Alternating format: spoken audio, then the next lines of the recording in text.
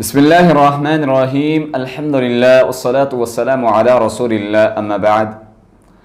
आज हम बात करेंगे कुरान मजीद की एक ऐसी सूरह मुबारक के हवाले से जो सूरह जिस्मानी बीमारियों के साथ साथ रूहानी बीमारियां जितनी हैं, वो सहर अमराज हैं, वो सहर तफरीक है, यानी जादू जिन्नात के रूहानी मसाइल जितने हैं, उन सब में वो सूरत बहुत अहम किरदार अदा करती है। इस सूरत से शिफा भी मिलती है, इस सूरत से बहुत सी परेशानियों से निजात भी मिलती है। इस सूरत से जो सहर अमराज हैं, जो जादू की वजह से बीमारियां लगाई जाती हैं, इस सूरत को पढ़ने से जो है अल्लाह सुब्हानहू व तआला बीमारियों से निजात अदा करते हैं। इंसान जब बीमार होता है तो मुख्तलिफ़ तरह के वो हीले बहाने दवाई मेडिसन इस्तेमाल करता है। तो जादू जिन्नात के मसाइल में अगर कोई रूहानी मसाइल का शिकार हो तो बहुत सी अहादीस वाक़यात ऐसे मिलती हैं कि एक सहाबी बयान करते हैं कि मेरे मामू जो नए नए मुसलमान हुए थे, अल्लाह के नबी सल्लल्लाहु अलैहि वसल्लम के पास मुसलमान होकर वापस अपनी बस्ती की तरफ आ रहे हैं, सफ़र में थे तो एक बस्ती में ठहरे।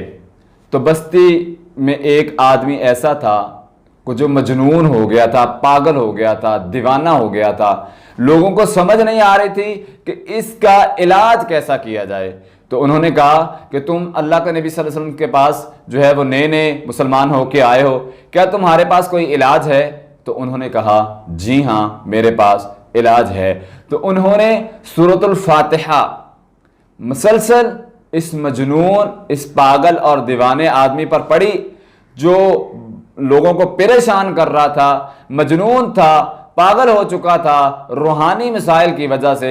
साहबी कहते हैं मैंने बार बार मेरे मामू ने जो है वो ये सूरह मुबारक पढ़ी, अल्लाह ने इसको जो है वो शिफा दे दी। लोगों ने पूछा तुझे किसने बताया था कि ये सूरत शिफा है? तो उन्होंने कहा कि मुझे अल्लाह के रसूलुल्लाह सल्लल्लाहु अलैहि वसल्लम ने फरमाया था कि ये सूरत शिफा है। मुझे यकीन था कि नबी करीम सल्लल्लाहु अलैहि वसल्लम की बात कभी गलत नहीं हो सकती।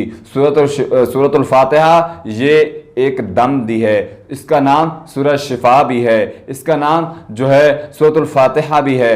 ये खोल देने वाली है, हर बीमारी को ख़त्म कर देने वाली सूरत है। इस पर अगर आप मरीज़ को पानी पर दम करके देंगे और इसको पिलाएंगे, इसका चेहरा जो है इसके साथ धुलाएंगे, तो इंशाअल्लाह बहुत सी बीमारियों से जो है वो इस सूरत से निजात मिल सकती है। बहुत से रूहानी मसाइल हैं, ये जिस्मानी मसाइल हैं। इसी तरह एक सहाबी का वाक़या मिलता है, अबू सईद खुदरी रज़ी अल्लाह अन्हु, मशहूर वाक़या है कि वो बिच्छू को किसी ने जो है वो डस लिया था। एक बस्ती में ठहरे हुए थे सहाबा कराम और ये भी उनके साथ थे। साहबा ने इनसे खाना मांगा कि हमारा खाना वगैरह ख़त्म हो गया, हमें दे। बस्ती वालों ने देने से इनकार कर दिया। किस्सा जो है वो लंबा है, मुख्तसरन बात करता हूँ कि इनके सरदार को किसी चीज़ ने डस लिया, बिच्छू ने डस लिया। तो ये भागे भागे आए, और तुम में कोई रुकिया करने वाला है, कोई तुम में दम करने वाला है, ताकि कोई दम फूक मारे, कोई जो है वो हिफाजती पढ़ाई करे, इससे हमारे जो है वो सरदार को जो है शिफा मिल जाए। तो सहाबी ने सूरतुल फातिहा पढ़ी तो अल्लाह रब्बुल इज़्ज़त ने इसके ज़रिए जो है वो शिफा दे दी। इसी तरह सूरतुल फातिहा सहर अमराज, यानी जो जादू के मरीज़ हैं, इनके लिए भी बहुत से जो है वो हल है सूरतुल फातिहा में। जो बीमारियां जादू की वजह से लगाई जाती हैं, जिन्नात के हमले के साथ जादू की वजह से जो बीमारियां लग जाती हैं, इनको सहर अमराज कहा जाता है। इनसे हिफाजत के लिए सूरतुल फातिहा पढ़ी जाए। इब्नुल क़य्यिम रहमहुल्लाह तो इस कदर इस हदीस पर अमल करते थे, इस कदर उनका पुख्ता यकीन था कि सूरतुल फातिहा जब नबी करीम सल्लल्लाहु अलैहि वसल्लम ने कह दिया है कि ये शिफा है तो आपकी बात गलत नहीं हो सकती। कहते हैं मैं जब कभी भी बीमार होता या मुझे परेशानी आती, जब कभी भी बीमार होता या मुझे परेशानी आती, तो मैं सूरतुल फातिहा पढ़ता, اللہ سبحانہ و تعالیٰ اس سورہ مبارکہ کی وجہ سے مجھے شفا بھی عطا کر دیتے اور میری پریشانی بھی دور کر دیتے۔ سورۃ الفاتحہ سحر امراض کے لیے بھی بہت مفید ہے،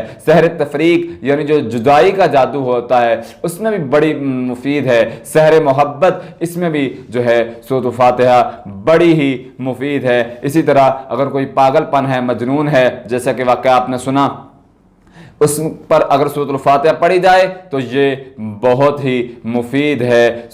سورۃ البقرہ میں بھی اس کا جو ہے سورۃ الفاتحہ کا تذکرہ کیا گیا ہے۔ وہ مجنون سورۃ البقرہ میں آتا ہے جب جو سود کھاتے ہیں دنیا میں، قیامت کے دن ایسے ہوں گے جیسے جنات نے ان کو پکڑا ہوا ہے، پکڑ کر مجنون کر دیا ہے۔ اس سے پتہ چلتا ہے کہ جنات اگر پکڑ لیں تو انسان کو جو ہے وہ مجنون بنا دیتے ہیں۔ اگر کوئی مجنون ہے، پاگل ہے، دیوانہ ہو چکا ہے، اس کی سمجھ نہیں آ رہی، تو آپ اس پر سورۃ الفاتحہ پڑھیں، یہ بہترین اس کا علاج ہے۔ انشاءاللہ اس کو جو ہے وہ اللہ شفا دیں گے۔ ہمارے پاس مریض آتے ہیں اکثر جو ہے ایپیلیپسی کے، یعنی جو مرگی کے مریض ہیں، ان کو بھی ہم سورۃ الفاتحہ بتاتے ہیں، اور ایسے ہی مختلف امراض، کینسر ہو گیا، بلڈ پریشر ہے، شوگر ہے، ان کے مریضوں کو ہم جو سورۃ الفاتحہ بتاتے ہیں، اس سے فائدہ کیا ہوتا ہے؟ وہ سورۃ الفاتحہ پڑھنا شروع کر دیتے ہیں۔